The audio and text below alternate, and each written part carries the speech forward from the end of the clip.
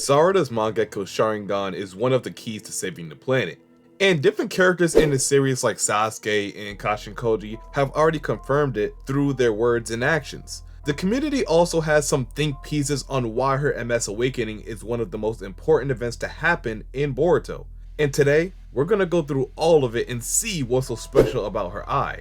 So special, in fact, she is declared the X factor for the future of the shinobi world. So first off, let me just say that we don't necessarily know everything about Sarada's mangekyou abilities besides Ohirume. We haven't seen the full capability of her eyes, and what I mean by that is the fact that every MS user usually has two abilities associated with their eyes. For example, Itachi's right eye allows him to use Amaterasu, inextinguishable black flames that burn through his target until it's completely destroyed. And his left eye possesses Tsukiyomi, a powerful genjutsu that traps the victim in an illusion where Itachi controls time and space. For Sasuke, his left eye's ability is the same as Itachi's Amaterasu, but the only difference is his right eye ability. With that eye, he can control the size and shape of the Amaterasu, even extinguish them if he so chooses. And of course he calls this flame control or Kagetsuchi. So this theme would be the same for other characters too, like Obito, with different ranges of Kamui. So it's pretty well conceived around the community that Sarada will also have another MS ability, whether it's tied to Ohirume in some way or another standalone ability like Itachi. There's also a chance that she doesn't even have another set MS ability, kinda like Shisui, because he's only really known for having one distinct ability, Koto Amatsukami. But that one ability by itself is one of the strongest genjutsu in existence, right behind the infinite Tsukuyomi. So to say we know everything there is to know about Sarada and her innate abilities would be completely wrong. But even though we don't know quite yet what the full extent of her potential is, we can still deduce why different characters in the series were so high on her having a big impact on the future. So I guess we could start with the easiest one of the bunch, which is of course her own father, Sasuke. Now I want to start with Sasuke not only because he's the easiest to cover, but also because he's the one who started this Sarada hype and created the narrative in the first place. Well, first of all, Sarada awakening her MS was the catalyst that made Boruto as strong as he is in the first place. Because think about it, if Sarada never awoken her MS when confronting her father, he would have never realized that something is wrong with everyone's memories, coming to the conclusion to help Boruto escape Konoha and eventually train him in the art of Kenjutsu and much more. So even if it was indirectly, she created the Boruto you see now. She's the reason he was able to escape with his life and not be captured or killed by Konoha shinobi, perhaps even Sasuke himself. But that's not really due to her MS's power, more so the reaction of the awakening and how serious Sasuke took it, stating that her mangekyou sharingan was the only proof he needed to believe her words that they were being duped. And mind you, so far, these proofs are the main reason why different characters around Konoha are able to temporarily break through the effects of omnipotence and see the truth. For Amato, he stated his proof was Kawaki's karma. He knew that his karma was his work because of Akabe's data that was embedded in it. So the fact that Kawaki had this karma instead of Boruto, that was all he needed to come to the conclusion that his memories had been tampered with. And even Shikamaru, he had Ino bring him old mission logs, which has official documentation that Boruto is Naruto's son. And also, it told him that he's been a Konoha shinobi longer than Kawaki has. That's also official proof that his memories were tampered with. In Kashin Koji's case, he knew about omnipotence beforehand because of prescience, so he created his own proof based on his newly awakened power. So the fact that Sarada's MS is Sasuke's proof is very important to the advancement of the story. As you can see, every character that has broken through omnipotence, even temporarily, had some sort of proof that allowed them to do so. So following this, Sasuke then said that Sarada's MS will be a huge help going forward, and once she fully understands it, she will also intuitively understand her abilities and what she's capable of. Note when he says what she's capable of, he already separated it from her abilities. Ikemoto has Sasuke say this because her abilities by itself isn't really a depiction of what she's truly capable of. And this isn't something we should be surprised by hearing. The truth is, we all knew this was the case with Sarada. We knew the symbolism behind her eye may have had a bigger meaning besides just her MS abilities. Because looking past that, Yes, Oharume is a direct representation of the sun pattern of her MS, and the lore behind it checks out too, because the term Oharume refers to a name for Amaterasu, who is the Shinto sun goddess and supreme deity. It also directly translates to Great Lady of the Sun, or Great Maiden of the Sun, whichever of the two. And that's without really diving into the whole lore behind that specific topic. But yeah, besides the abilities itself, which to be fair still represents the sun in some aspect, her eyes still symbolize more impact in the series. And that symbolism is strongly tied into the dojutsu of other characters like Ada and also Boruto. Because Ada's ability is omnipotence. That ability is what caused this current issue now.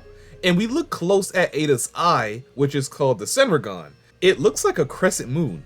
So Sarada and Ada are not only tied to each other because of their friendship, but because of their eyes and what they symbolize, the sun and the moon.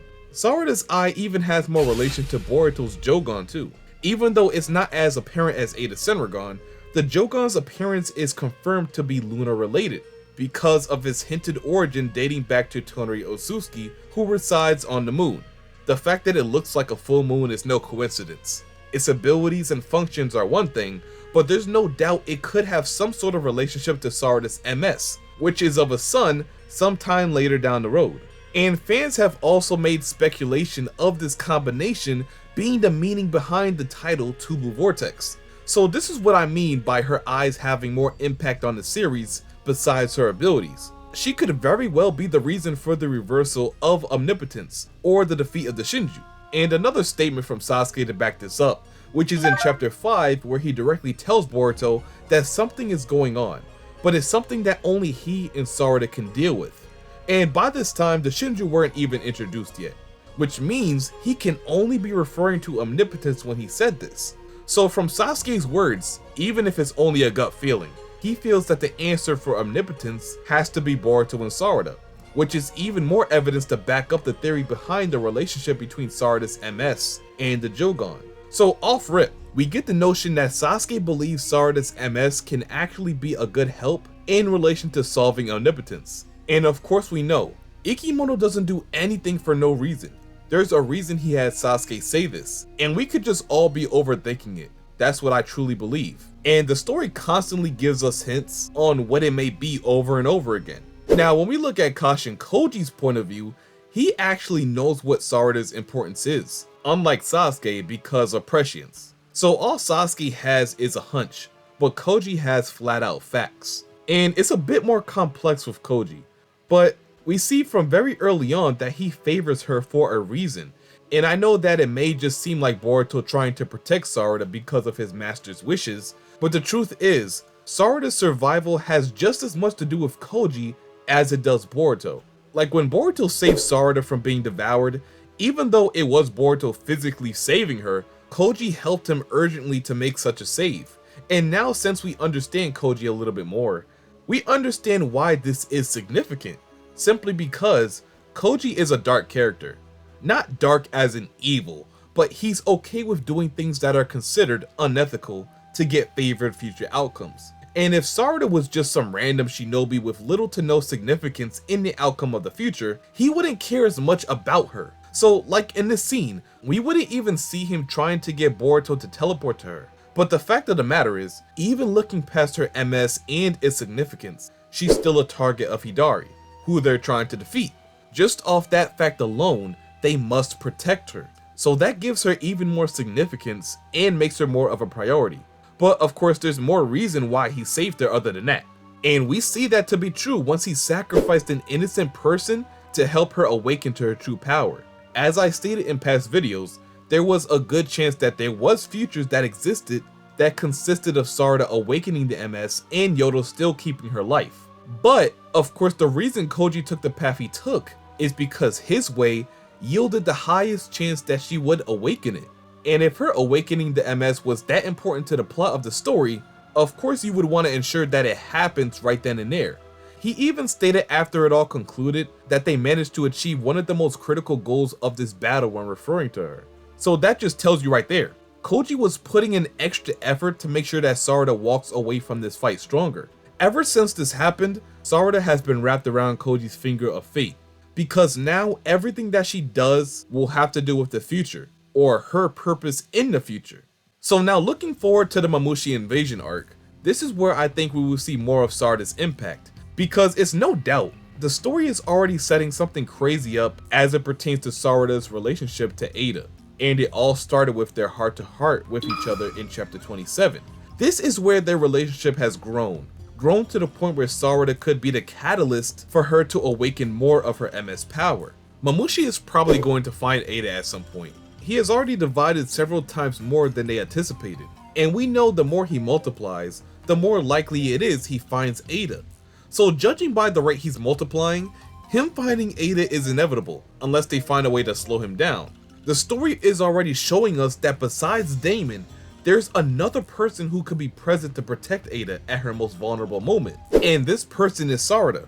This could also be a reason as to why Koji was so avid on her awakening the MS besides her just defeating Ryu. This comes from the notion that Ada is one of the most important key players in keeping the planet safe. And we all know how Koji feels about people that can help the future. He favors them over those who don't have as much impact. So he planned for Sarada to awaken his power to help Ada, as well as everything she used it for up to this point. And we know that MS doesn't only have offensive capabilities, but defensive as well, in the form of the Susanoo, the ultimate defense. Koji already confirmed that Damon by himself will not be enough to stop Mamushi from devouring Ada. This theory was confirmed when he showed us the future where Ada got devoured, the future that Koji is trying so hard to avoid. So that tells me without Sarada defending Ada with their Susanoo, the future is cooked. It's this reason why Sarada is so important. Like I said, Mamushi has multiplied into the hundreds now, which means it's simply impossible for Damon, who doesn't carry the capability to defend her from hundreds of Shinju level opponents, to protect Ada from all his clones without one getting past him. Even if Mamushi can't beat Damon, he doesn't have to if his target is Ada anyway. This is where Sarada comes in to save her from all omnidirectional attacks, with the Susanoo's ultimate defense, either with a simple manifestation of the Susanoo, or a more advanced version of it. Either way, it helps Damon by giving him more time and a wider window for error against an enemy like Mamushi, who can exploit the glaring weaknesses that Damon has. And I'm not gonna lie, ever since she awakened her power, the reveal of her Susanoo is all we've been waiting for, because we know she will have one like her father, uncle, everyone who's ever had an MS. Well, most Uchiha. And I do think this arc is a perfect time to show us what she's capable of with her new power, offensively and defensively. So with these theories, Sarada now has one of the most important jobs in the series. From Sasuke's point of view, her power can be key in reversing omnipotence, and from Kashin Koji's point of view, it can be the same as Sasuke, but more points to her helping Damon to keep Mamushi from devouring Ada. So it's apparent that Sarada's MS has a lot of purposes in the story, and more purposes coming up too. What are you most excited for? Her reversing omnipotence? Her second MS ability? Her relationship with Boruto's Jogan or Ada's Senragan? Or the Susanoo? All those could be in store for Sarada's future, which is why she's such a focal point for Ikemoto. Let me know all your thoughts and opinions down below in the comment section, and as always, if you enjoyed this video and wouldn't mind seeing more like this in the near future, go ahead and like the video, comment, subscribe, and turn on those post notifications so you get notified whenever I upload or go live for chapter spoilers. And until my next one, I'll see you boys and girls later, and I'm out. Peace.